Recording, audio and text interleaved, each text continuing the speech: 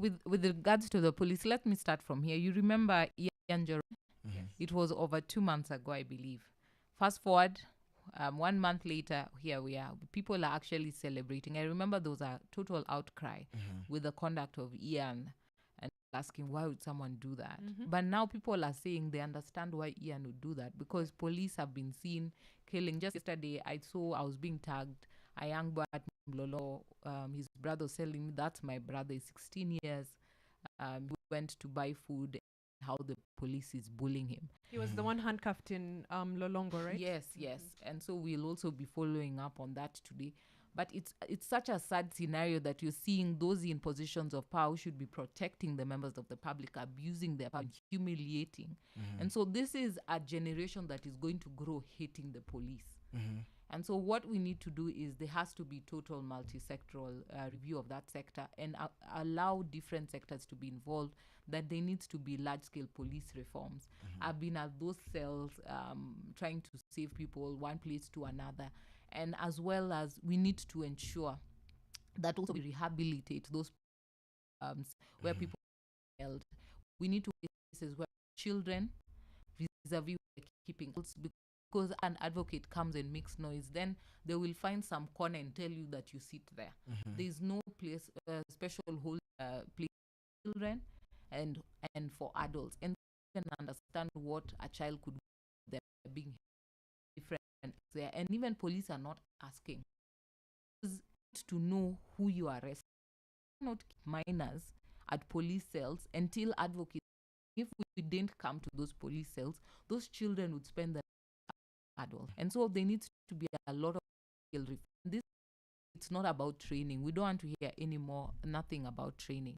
This time we want to hear about people working together with the different multi-sectoral, so everyone can have a say, everyone can raise concerns, be it the Gen Zs, be it the different institutions that have been working, be it the law society. Let's have a multi-sectoral approach. Let's also look at the proposals that were made by the team led by Maraga. It's high time that we stop putting task force after task force, then we don't implement. That's why we keep having the same challenges that we're having. Then we'll say we'll form a commission, we'll form a task force, then that report is kept. The moment silence.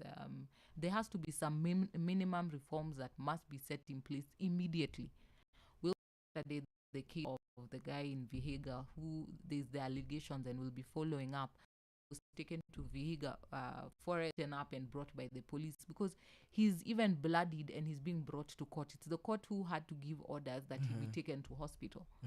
So such things, blatant things, those are blatant abuse of human rights. Yeah, so the biggest currency, which is trust, has been lost over the years, because someone was actually giving an analogy that the young kids at Langata who are being tear gassed at age 10 are now old enough to be in the streets and actually protest as adults.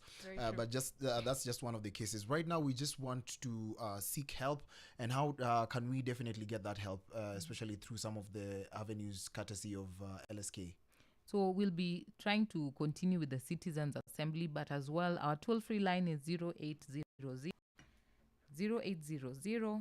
720 434. I can repeat that. 0800 720 434. And so we're working with the different partners to ensure that those who come in get psychosocial support. If you need to report, Lsk can ensure you get a lawyer. If you need to go to IPOA as well, we can connect you with IPOA. You don't really have to go to the offices. We can ask them to come over so that we ensure that those who are reporting feel safe. And even those who feel that they're not safe, if need be, we can work with the Witness Protection Agency to ensure that they get witness protection.